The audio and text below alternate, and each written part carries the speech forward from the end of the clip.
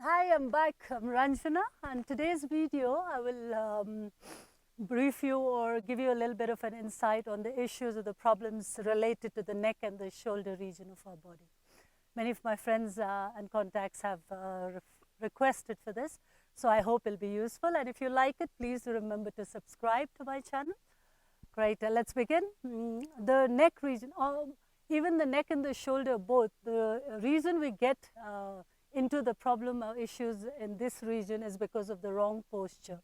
Initially, it might not give you any issues, but if we repeatedly stay in a wrong posture, that could lead to problems. So we always have to be mindful of how we're standing, how we're sitting, whether we are in a correct posture or not. Yeah, that is one reason. Second is even when we are not just sitting but sleeping, if we're in a incorrect posture where we are sleeping in positions which are harming some areas of the body more than the other, that could be a problem that could lead to long-term issues. Okay, then we could have pinched nerves around the cervical region, which could also lead to a neck, shoulder, or even the arm region, these areas. So a bit of activity or any movement to this area would be really helpful. But again, overactivity again is not recommended because you have to be mindful of how you're working, where you're working, and how much you're working on your body. So that is to be kept in mind. Then there is torticollis, where because we're not balanced in our body, our activities are not normally equal on both sides of the body. Our muscles tend to be tighter on one side more than the other. So that could lead to problems around the neck region. Then we could have shoulder tendinitis around the shoulder region, where the rotator cuffs could be inflamed. It leads to muscles or the tendons around the rotator cuffs could be overused or underused, which could lead to problems. Then as we age, because of degeneration, we could have shoulder arthritis, bone joint arthritis could be gathered in the joints, and one of the areas is the shoulder, so that could be a problem. And also the subacromial infringement, we call it, because of less activity again or too much activity, there could be irritation or inflammation in the rotator cuff region of the shoulder. So that also could lead to problems. So being again conscious about how much we're moving our body, how we're moving our body, whether we're doing it the wrong way or the right way, could lead to a lot of problems or help us avoiding a lot of problems in this area. So that is, so I'm going to show you a couple of yoga postures, which would be very handy. Will just take about 5 to 10 minutes of your daily activity, but make sure you do it on a regular basis, because consistency will only give you good results. If you do it one day for 2 hours and not do it for the rest of the week will not help. So as much as possible, maintaining the consistency is crucial. So we will begin with the neck practices. We have 4 sides of the neck: the side, the front, and the back. So stretching the sides of the neck. I'm not going to go real time into this. If you need to, you can pause the video and see how you're going into the depth of the muscles. We have the deltoid muscle, the front, back, medium deltoid muscles that we want to affect. We have the trapezius muscles, and if we're going down to the shoulders, we have the serratus anterior muscles.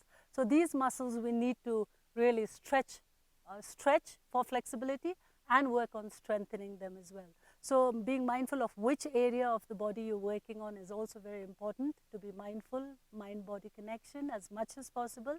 And so I'm going to just brief you on the practices because I don't want to make the video too long. But see how, listen to the cues properly, and then you can do it on your own if you wish to, or come back to the video if you wish to. Yeah. So we begin with the neck region on the right-hand side. The same goes for the left. You can balance it and do it on the left as well, but I'll brief you on the right. So we extend our right hand to the right-hand side, or if you want, you can bind your right hand behind your back. With your left hand, we hold the right side of the temple and slowly drop our left ear towards our left shoulder. Again, we're not talking about shortening the left side of the neck. We're talking about elongating the right side of our neck. So our right ears, as we're dropping the head down, left ear to the left shoulder, we're trying to lift the left ear up towards the ceiling or the sky. So feel this lift you're giving to the right side of your ears. So as soon as you do that, you feel your trapezius, your deltoid muscles being affected. Okay? And then your chin, again, it's up to you. If you push your chin down towards your chest, you affect a different group of muscles. If you take your chin slightly away from your chest, you affect a different group of muscles. So be mindful of it. Whichever you feel good, your chin slightly, don't tuck it in too much, don't take it away too much, just slightly in or slightly up. You be mindful, whatever you need. Drop your ear down, lift your ear up, tuck your chin in or slightly out, and then lift your ear up towards the ceiling or the sky. And bind your hand behind, so you even extend that stretch down to your shoulder deltoid muscles there. So you stay here again for a minimum of 30 seconds. Be mindful of your breath, deep, long breath here, and feel the area that you're affecting with your practice, okay? So the same goes on the other side, balance it. Again, repeat the video, listen to the cues, see where you have to be aware of when you're doing the practice so that it helps you and you recognize the progress as you do the practice. Then the front of the neck, we place our hands on our chest so that we don't compensate. As we take our head back and a chin up, we don't compensate on our back region. So we're pushing our hands, chest down with our hands, and then slowly lift our chin up and drop our head back, feeling the stretch on the frontal portion of our neck muscle. So lift it up as much as you can and go slightly out of your comfort level, not too comfortable. So you're lifting up and dropping your head back as much as you can and keep breathing your normal breath. Again, for a minimum of 30 seconds, please do that practice. Then we go to the back of the neck. Again, what we normally do when we're on our television or screen time we tend to crane our neck out. So try not to do that. Instead, push your head back and drop your chin down towards your chest. Straight away, you're going to feel this stretch on the back of the neck. If you don't feel the stretch, then you know you're doing something wrong. So what you're doing is you're pushing your head back, bring your ears over your shoulders, and drop your chin down towards your chest. Relax your shoulders down. You're not tensing any of your other muscles, just pushing your chin down towards your chest. Again, we're going to stay here for minimum 30 seconds. Or if you want to go slightly deeper, you take your interlaced finger behind your head and gently push your chin down. Again, listen to your breath, deep and long breath. Make sure it's not rapid and shallow breathing. Be comfortable with the postures you do. So these work around the neck region. Again, you have the arteries, the carotid arteries, the cranial nerves at the back of the neck. Ensure you're working to stretch them, loosen them up, especially in the early mornings when it's really tight. And you can even rotate make circles with the top of your head in both the directions. Again, do not pull your shoulders up or tighten any of your muscles while you're doing the practice. Be very gentle and soft with your circles, breathing in as you lift your head back and breathing out as you drop your head back to the front. Again, both directions. It's amazing how this little elementary practice, basic practice, can bring huge benefits to your body, especially this area since we're focusing on this today. Okay, that was the neck. Just take 5 minutes of your day just to work on the neck region and see how helpful it makes you feel, how good it makes you feel. We go down to the shoulder. Now the shoulder has a lot of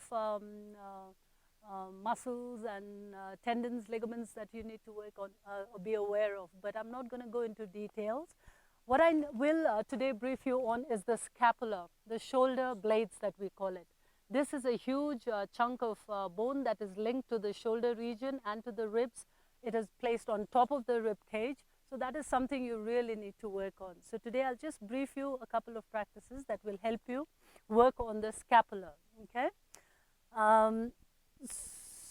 are 4 practices that I'm going to tell you today that you can remember or come back to the video to use it again. Or during the course of the day, you don't even need a huge much time to do this repeatedly and see how it's going to help you. Okay, the first one is you're going to point your finger down to the side and lock your elbows. As soon as you lock your elbows, you feel the activation in your tricep muscles. So lock it and then slowly depress it. The first is the depression of your shoulders, pushing them down. I know it doesn't go too deep down, but till wherever it reaches, feel that activation in your shoulder blades. So you're dropping your shoulder down towards the ground. Your elbows are locked, your fingertips pointing down. So stay here. You cannot get lazy in these practices working around the shoulder. Activation needed, stimulation needed. So feel that muscle working around this area. So you're going into this depression. Full press down of your shoulder down towards the mat, fingertips down, elbows locked. Yeah. So again, stay here for 30 seconds or more. And then you take your arms up to elevation. Opposite of depression, you simply lift your shoulder up towards your ears. Again, try not to cheat yourself. Make sure you're using your muscles again. Your shoulder blades are lifted up, your scapula working, and stay in this elevation posture for a minimum of 30 seconds. So that's the depression and the elevation, exactly opposite to each other. Remember that? Then we go into protraction and retraction. Yeah? Retraction is when you can place your arms pointing out to the front. Now slowly, as you take your elbows to the back, your shoulder blades are pushing into each other. You're going into a retraction mode. So keep pushing your elbows either up or down, whichever feels good for you. You're going on pushing the elbows towards each other in the back direction. So feel this retraction happening when the shoulder blades are going to touch each other, going into the direction of each other. Okay, the retraction.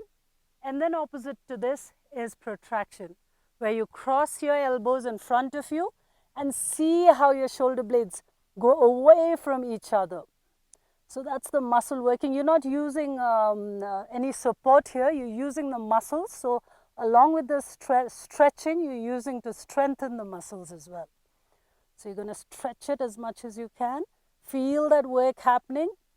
It's really intense if you're not being lazy and being really true to your practice.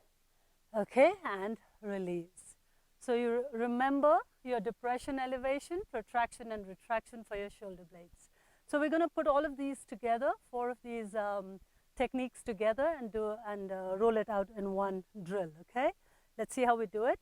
Push our fingertips down, lock our elbows, go into a depressed mode of our shoulders, our shoulder blades, and keeping this really active and solid, you're going to start lifting our arms behind. Feel your tricep work. From your depression, you're going into your rotator cuffs opening up, exterior rotation here. And you're going to lift it up, keep the activation on, take it up over your head and go into a good elevation. Again, keep lifting up, feel the working on the muscles happening. Now go into a protraction, shoulder blades away from each other. Cross your elbows in front of you. Again, this makes you sweat. It's really intense. And going into a depression again, slowly drop it down. Okay, you cannot afford to be lazy again. Let's do the same thing on the other side. Push your fingertips down, lock your elbows. Very controlled and slow movement. This time bring your left hand on top of the right. Protract your shoulders away from each other, shoulder blades. Lift your arms up, go into an elevation. Your fingertips pointing up. And then go into an external rotation of your rotator cuff. Take your arm back, go into your retraction. Shoulder blades pushing into each other. And as you're still activated, lower your hands down and go into a depression, pushing your shoulders down to the side and gently release. It might look simple and straightforward to you, but try to do it. Just remembering to focus on this area of your body, your shoulder, your neck, the area where you hold a lot of tension, a lot of pressure is held in this region, so this needs to be worked on. So just remember a couple of these practices, maybe 4 on the neck, 4 on the shoulder rotator, your scapular region, and it's going to give you great benefits. Trust me with this. And the last, before I leave, I'm going to tell you about the posture. Again, like I already mentioned, do not crane your neck out. Try to always have your ear over your shoulder slightly pushed back and down, and your arms to the side. So your chest has to be slightly expanded, so you're not going into a hunch. Okay, so this is a very active, strong position. Initially, you might not feel comfortable with it, but later, once you start doing it, it's going to be so comfortable to your body. As soon as you get into a hunch, you feel uncomfortable and want to shake yourself back into this position. Your head slightly pushed back, and you feel really good about it as well. It's a feel good and even look good posture. Yeah, so get into a right posture. Check on your posture through the course of the day, and check on how you're sleeping. Check on how you're moving, and see how it helps you. And one more thing before I leave, I want to point out, because we're focusing on this area, whenever we feel depressed, sad, or angry, or some kind of an anxiety hits us, we tend to do this. We always lower our head down, and this is not at all helpful. After I learned yoga, something that I've been conscious about is what I've been doing wrong to my body, including my neck. So I try as much as possible, instead of doing this, I do that. So whenever I feel bad, I look up. And it not just helps me in my physical recovery or maintaining of my body, but it also cheers me up. Instead of going down, I go up. And you straight away feel so much better. Try this out and let me know what you think. Okay? I hope you enjoyed. Leave your comments. Tell me how you feel, if it's helped you or not. And I'll be back.